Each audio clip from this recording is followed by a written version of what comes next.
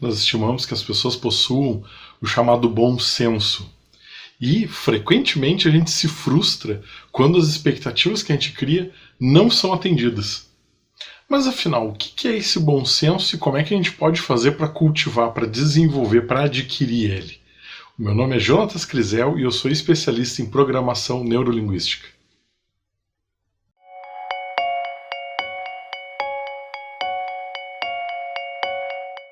É muito comum a gente esperar que as pessoas ajam com bom senso, mas frequentemente isso acaba não acontecendo, as pessoas agem de forma inesperada. Mas afinal, o que é esse tal do bom senso? Bom, o Aristóteles, lá na Grécia Antiga, já nos dizia que o elemento central da conduta ética é uma capacidade virtuosa de achar o meio termo e distinguir a ação correta, o que é, em termos simples, nada mais do que o bom senso.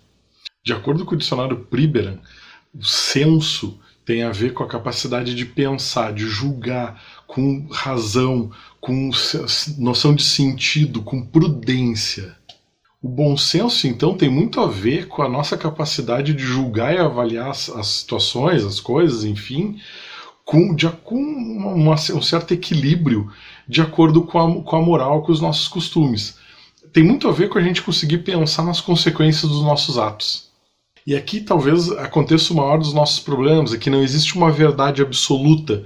A moral, ou seja, os costumes, os hábitos das pessoas, elas variam de povo para povo, variam de acordo com a época histórica onde a gente está, e mesmo dentro de um mesmo povo, numa mesma época histórica, ainda pode variar entre os indivíduos desse povo.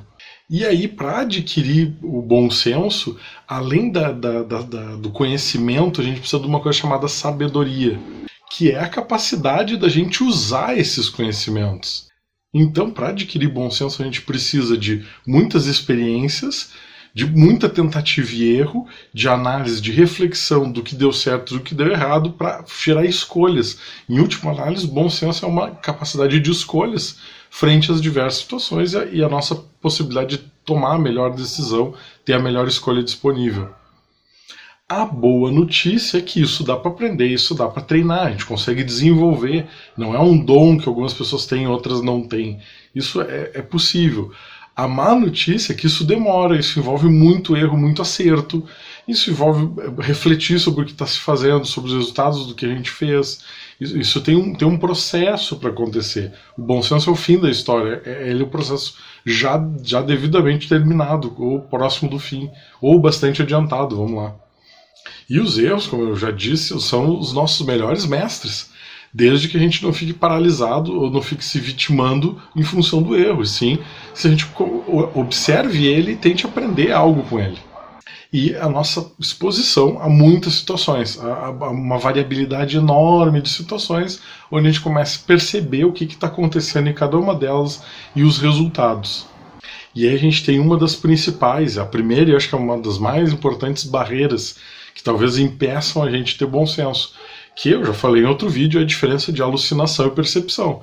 Se a gente ficar alucinando, e a esmagadora maioria das pessoas fica alucinando, fica tendo ideias, explicações em cima do que está acontecendo, ao invés de observar os fatos, a gente acaba ficando longe da realidade, a gente acaba ficando dentro dos nossos pensamentos e das nossas crenças.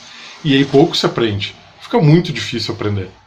E outra barreira que a gente precisa vencer, eu diria que é a segunda barreira mais importante, é a gente desenvolver a nossa inteligência emocional.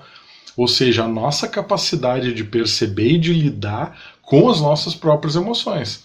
Porque as situações vão acontecer e, eventualmente, a gente vai ficar refém de alguma situação, de alguma emoção que seja talvez muito intensa ou que venha abruptamente e nos impeça de agir de forma razoável, né, o racional. Lembra que bom senso tem a ver com razão, não só com moral, com sabedoria.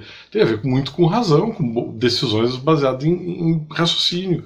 E aí emoções, dependendo de quais forem e de como vierem, elas podem nos perturbar e nos impedir de tomar essas decisões. E além de desenvolver o nosso bom senso, talvez valha a pena a gente refletir, pensar um pouco sobre como é que eu posso me comunicar melhor de forma que eu não dependa do bom senso do outro, já que é algo tão incerto, eu não sei se eu posso contar ou não.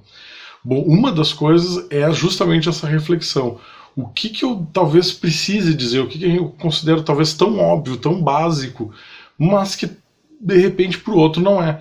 Pode ser que para o outro aquilo não seja uma novidade. E aí eu tenho que dizer passo a passo, detalhes pormenores da coisa. É o que está faltando, qual é a parte que eu estou subentendendo da mensagem. E essas partes subentendidas são foco de grande problema de comunicação, e aí o bom senso nem sempre vai estar com a gente. Outro jeito de pensar nisso é qual é as formas que o outro pode entender o que eu estou dizendo. Porque muitas vezes a gente fala coisas que elas podem ter 2 ou 3 interpretações, pode gerar ambiguidades. Né? A língua tem muito disso. E daqui a um pouco a pessoa entende fazer aquilo diferente. Né? E aí a gente tem um problema, porque para nós era óbvio, mas a pessoa entendeu diferente. E se a gente notar o enunciado, né, o que a gente disse, é bem possível que aquela interpretação do outro também seja válida. Só não era o que a nossa intenção queria, mas era válida. Normalmente são esses os pontos de conflito, são esses os pontos em que a comunicação falha. E que a PNL tem muito a agregar nisso, como você já deve ter visto aqui nos outros vídeos, se não, dei uma navegada aqui que vocês vão observar. Me conta aqui nos comentários o que tu já enfrentou, quais as resistências, os problemas, as consequências que tu já enfrentou que estão ligadas ao bom senso ou à falta de bom senso dos outros. Um grande abraço e até o próximo vídeo.